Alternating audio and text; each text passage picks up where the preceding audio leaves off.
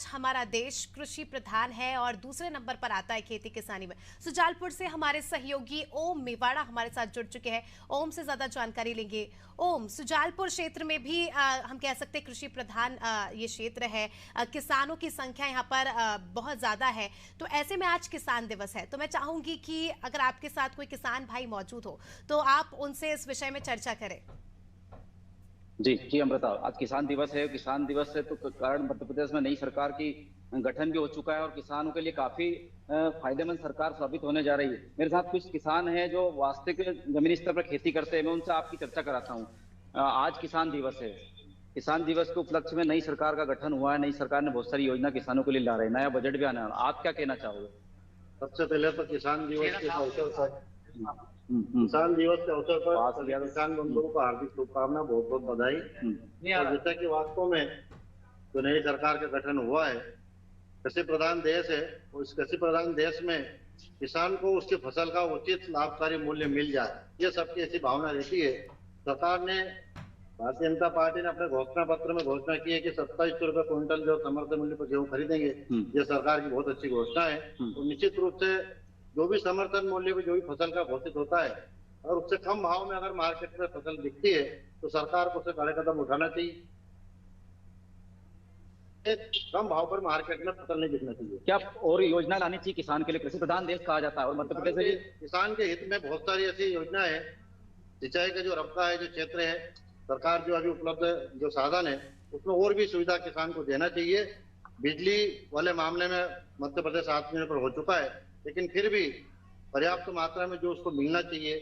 कभी कभी 10 घंटे की जैसे कि है, 10 घंटे कभी 5 घंटे मिलती, कभी 7 घंटा मिलती है, फिर भी जो है बहुत अच्छी व्यवस्था है, किसानों को इसका लाभ मिल रहा है।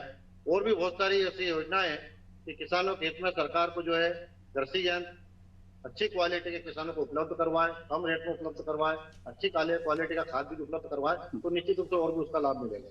तो किसानों को कहीं ना कहीं जो बिजली की मात्रा कम मिलती है, किसानों को 10 घंटे बिजली से बढ़ाया जाए ताकि किसानों की सिंचित भूमि पर्याप्त सिंचाई हो सके। ये पहली प्राथमिकता किसानों का कहना। जी ओम, मैं चाहूंगी कि आप चलिए, तकनीकी खामी के चलते हमारा संपर्क ओम से नहीं हो पा रहा है, लेकिन जिस प्रकार से उन्होंने बात की, देखिए जिस किसान से उन्होंने बात की वो भी हम कह सकते हैं कि काफ़ी समय से किसानी कर रहे हैं और उनका जो अनुभव है उन्होंने आज साझा किया। जिस प्रकार से उन्होंने सरकार से भी गुहार लगाई, क्योंकि बिजली बहुत ज़्यादा हम कह सकते हैं कि इम्पॉर्टेंट हो जाती है खेती किसानी करने में। पानी देना पड़ता है फसलों को। ऐसे में जब बिजली कटौती होती है तो किसानों को काफ़ी ज़्यादा मुसीबतों का सामना करना पड़ता है। तो इस बार किसान जो है मध्य प्रदेश की सरकार से चाह रहे कि पर्याप्त बिजली उन्हें दी जाए जिससे कि किसानी करना आसान हो जाए। और आज क्योंकि राष्ट्रीय किसान दिवस है और काफी ज्यादा गौरव की बात है हमारे लिए, क्योंकि हमारे पूर्वज, हमारे जो बुजुर्ग थे वो भी किसानी करते थे और उसी किसानी के बदौलत हम कह सकते हैं कि बड़ी बड़ी क्रांतियां भी इस देश में हुई। और जब देश आजाद हुआ उसके बाद की भी जो हम देख सकते हैं स्थितियां जो थी, तो किसानों का ही योगदान था कि स्थितियां संभली और हम फिर से हम कह सकते हैं कि इकोनॉमी की अगर बात करें, अर्थव्यवस्था की बात करें या हम अगर डेवलपमेंट की बात करें तो उसमें कृषि और किसानों का बहुत बड़ा योगदान रहा है। बिना किसी हम कह सकते हैं कि मतलब के, बिना किसी लोभ के किसान खेती करते हैं और काफ़ी ज़्यादा चैलेंजेस भी उनके सामने आते हैं, काफ़ी ज़्यादा चुनौतियां भी आती है। उन सभी चुनौतियों को पार करके अपना काम करते जाते हैं और उसी का परिणाम हम देख सकते हैं कि आज अगर भारत पूरी दुनिया में मशहूर है, आज अगर भारत किसी हम कह सकते हैं किसी एक चीज़ के लिए जाना जाता है, या आज अगर भारत कृषि के इतने आयाम खड़े कर पाया है तो वो हमारे किसानों की ही बदौलत है। और अगर दुनिया के किसी भी देश में अगर हम नज़र डालें, भारत की ही भूमि ऐसी है जहां पर सभी प्रकार के धान होते हैं, सभी प्रकार के हम कह सकते हैं कि अलग अलग प्रकार के फल, फ्रूट, सब्जियां होते हैं। तो ये उन्हीं के किसानों का हम कह सकते हैं कि श्रम है, उन्हीं की तपस्या है जिसकी बदौलत आज हम ऐसे कृषि प्रधान देश में रह रहे हैं। ओम से हमारा संपर्क फिर से हो गया है। ओम, मैं चाहूंगी कि आप किसानों से पूछें कि उनके सामने चैलेंजेस क्या आते हैं आज के इस दौर में, जब टेक्नोलॉजीज इतनी ज्यादा हाई फाई हो गई है, नई नई टेक्नोलॉजीज आ गई है, तो क्या उन्हें इन टेक्नोलॉजीज का फायदा हो रहा है? जी, मैं आज जो सरकार जो योजना ला रही है, आपके सामने बहुत सारी चुनौती होती है, नई नई योजनाएं आती है, टेक्नोलॉजी तरीके से खेती की जा रही है। आपके सामने मेन चुनौती क्या रहती है टेक्नोलॉजी के जमाने में खेती करने में? टेक्नोलॉजी में क्या है कि किसान को उसका ज्ञान तो है नहीं, भाई कम पढ़े लिखे हैं, अब नई जनरेशन जरूर पढ़े लिखे आ रही है और वो आएगी जब तक तो बहुत समय निकल जाएगा। लेकिन किसान सरकार को जो है उस विषय में अपने विभाग के माध्यम से या कृषि विभाग के माध्यम से किसान को जो खेत पर जाकर के उनके जो कर्मचारी अधिकारी उस योजना को विजत बताएं, उसका किस प्रकार से उपयोग करना है, कैसे लाभ लेना है, तो निश्चित रूप से बहुत सारी योजना जनपद के द्वारा चलाई जाती है और किसानों को उसका पूरा मालूम ही नहीं पड़ता है कि क्या योजना है, कैसे इसको क्रियान्वित की जाती है, तो उसके बारे में जानकारी कैसे मिलना? जनपद और उसके माध्यम से हम पंचायत में डोर टू डोर हर किसान से जुड़ सकते हैं। अच्छा। जनपद पंचायत का जो है वो भी कर्मचारी कृषि विभाग वहाँ अलग बना है, वहाँ के कर्मचारियों का ऐसा दायित्व है कि उनको जाकर के किसान को समझाइश समय समय पर देना चाहिए। जो भी सरकार की योजनाएं निकले वो कागज पे नहीं चलना चाहिए, धरातल पर अगर उसको ले जाना है तो आपको वहाँ गाँव में जाकर बिल्डिंग करना पड़ेगी, तो निश्चित रूप से उसका लाभ मिलेगा।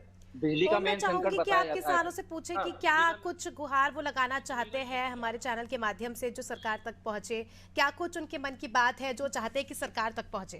आप चैनल के माध्यम से ऐसी चीजें रखें जिसके माध्यम से सरकार तक ये बातें जाए, जब सरकार तक ये बातें पहुंचेगी जरूर इस पर कार्य होगा।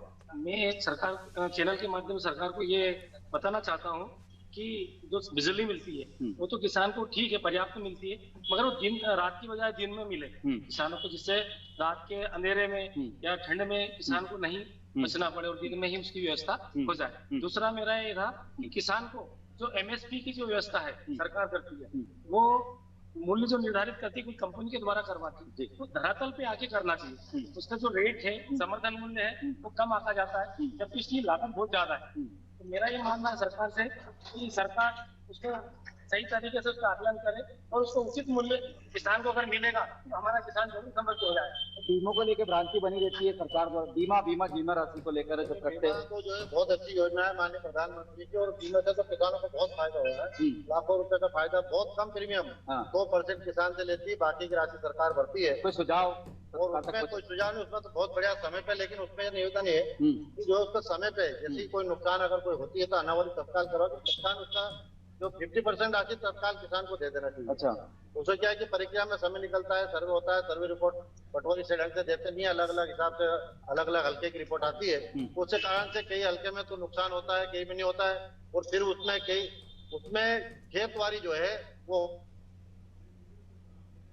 भाई जो सर्वे की जो रिपोर्ट है उसका किसान का, जिस किसान का नुकसान हो उसका सर्वे और उसका लाभ मिलना चाहिए। तो किसानों का चैनल के माध्यम से सरकार तक संदेश है कि कहीं ना कहीं जो किसान फसल बीमा करता है वो लॉस होता है तो उसका तत्काल अनावरी कर देनी चाहिए, किसानों को 50% राशि तत्काल सरकार को देनी चाहिए, ऐसा किसानों का कहना है चैनल के माध्यम से। अमृता, चलिए बहुत बहुत शुक्रिया आपका ओम, आपने किसानों से बात की और हमारी भी यही उम्मीद है, हमारी भी कोशिश है कि किसानों ने जो बातें रखी थी कि आज राष्ट्रीय किसान दिवस है, ऐसे में किसानों ने उनके सामने आने वाली चुनौतियों को हमारे समक्ष रखा, चैनल के माध्यम से सरकार से गुहार लगाई, तो उम्मीद है कि सरकार भी किसानों की इन बातों को ध्यान में रखकर आगे कई बड़े फैसले करेगी, क्योंकि मध्य प्रदेश सरकार हमेशा से किसानों के साथ रही है।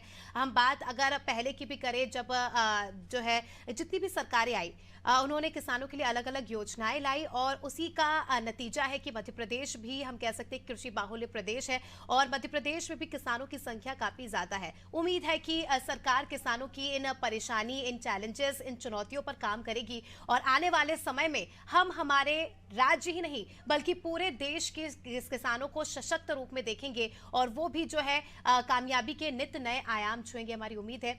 ऐसे में आप सभी किसानों को भी जो भी हमारे चैनल के माध्यम से आज हमें देख रहे हैं उन्हें भी राष्ट्रीय किसान दिवस की हार्दिक हार्दिक शुभकामनाएं देकर इस प्रोग्राम का यही हम अब अंत करेंगे। दीजिए मुझे इजाजत, देखते रहिए अनादि टीवी। नमस्कार।